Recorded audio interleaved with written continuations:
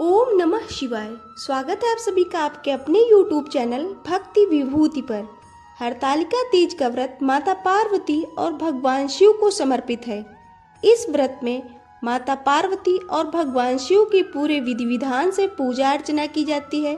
इनकी पूजा से महिलाओं को अखंड सौभाग्य का वरदान मिलता है।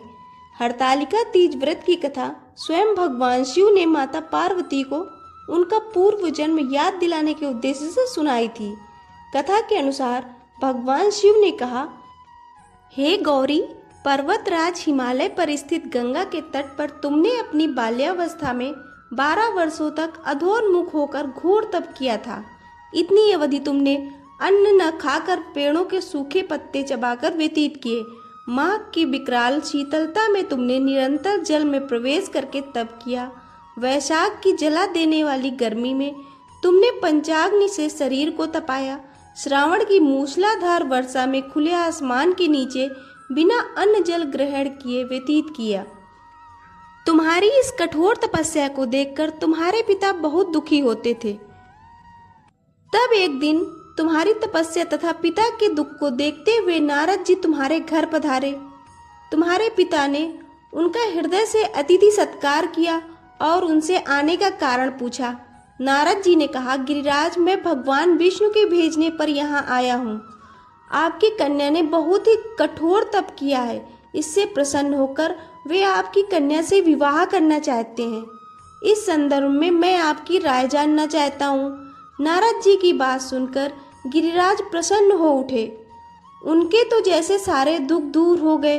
प्रसन्नचित्त होकर वे बोले, श्रीमान, यदि विष्णु मेरी कन्या का वरण करना चाहते हैं तो भला मुझे क्या आपत्ति हो सकती है। वे तो साक्षात परम ब्रह्म हैं। वे महर्षि हैं। यह तो हर पिता की इच्छा होती है कि उनकी पुत्री सुख संपदा से युक्त पति के घर में लक्ष्मी बनकर रहे।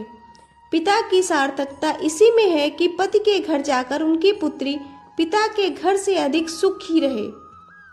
तुम्हारे पिता की स्वीकृति पाकर नारद जी विष्णु के पास गए और उनसे तुम्हारे ब्याह के निश्चित होने का समाचार सुनाया। मगर इस विवाह संबंध की बात जब तुम्हारे कान में पड़ी तो तुम्हारे दुख का ठिकाना न रहा।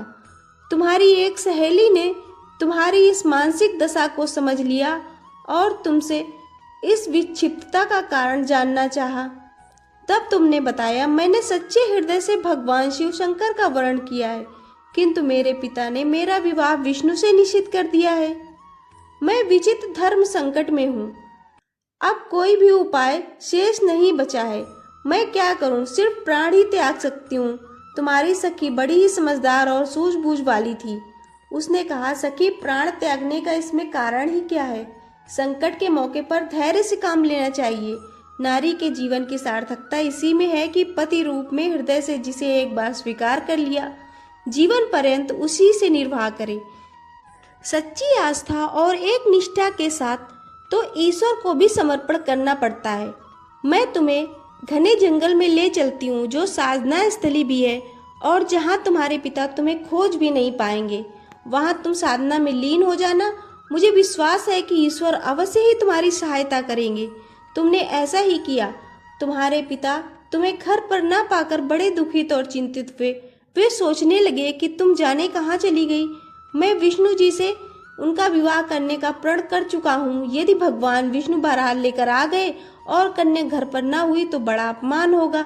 मैं तो कहीं मुंह दिखाने लायक भी नहीं रहूंगा। यही सब सोचकर गिरिराज ने जोर शोर से तुम्हारी खोज शुरू कर दी। उधर तुम्हारी खोज होती रही और इधर तुम अपनी सहेली के साथ नदी के तट पर एक गुफा में मेरी साधना में लीन थी। भाद्र शुक्ल पक्ष की तृतीया को हस्त नक्षत्र था। उस दिन तुमने रेत के शिवलिंग का निर्माण करके व्रत किया। रात भर मेरी स्तुति के गीत गाकर जागी। तुम्हारी इस कष्ट साध्य तपस्या के प्रभाव से मेरा आसन डोलने लगा। मेरी समाधि टूट गई। मैं तुरंत तुम्हारे समक्ष जा पहुंचा और तुम्हारी तपस्या से प्रसन्न होकर तुमसे वर मांगने के लिए कहा। तब अपनी तपस्या के फलस्वरूप मुझे अपने समक्ष पाकर तुमने कहा, मैं हृदय से आपको पति रूप में वरण कर चुकी हूँ।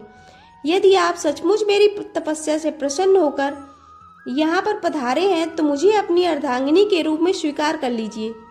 तब मैं तथास्तु कहकर कैलाश पर्वत लौट आया। प्रातः होते ही तुमने पूजा की समस्त सामग्री नदी में प्रवाहित करके अपनी सहेली सहित व्रत का पारण किया।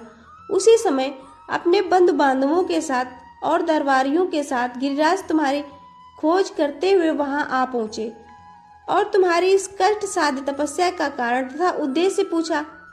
इस समय तुम्हारी दशा को देखकर गिरिराज अत्यंत दुखित हुए और पीड़ा के कारण उनकी आंखों से आंसू गिर पड़े। तुमने उनके आंसू पोंछते हुए विनम्र स्वर में कहा, पिताजी, मैंने अपने जीवन का अधिकांश समय कठोर तपस्या में बिताया है। मेरी तपस्या का उद्देश्य केवल यही था कि मैं भगवान शिव को पति के रूप में पाना चाहती थी। आज मैं अपनी तपस्या में सफल हुई हूँ। आप क्योंकि भगवान विष्णु से मेरा विवाह करना चाहते थे, इसलिए अपने आराध्य की खोज में घर छोड़कर चली आई। अब मैं आपके साथ इसी शर्त पर घर जाऊंगी कि आप मेरा विवाह विष्णु से ना करके भगवान शिव से ही करेंगे। गिरिराज मान गए और तुम्हें घर ले गए।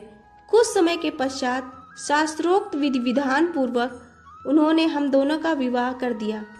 हे पार्वती, भाद्रपद की शुक्ल तृतीया को तुमने मेरी आराधना करके जो व्रत किया था, उसी के फलस्वरूप मेरा तुमसे विवाह हो सका।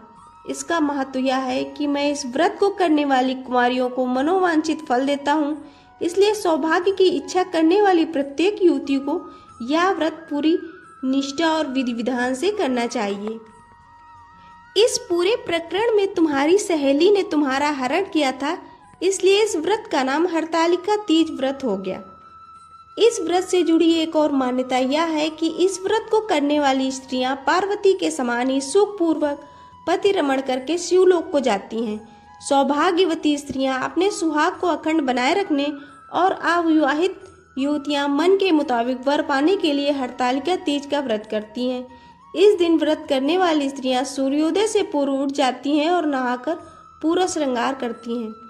पूजन के लिए केले के पत्ते से मंडप बनाकर गौरी शंकर की प्रतिमा स्थापित की जाती है।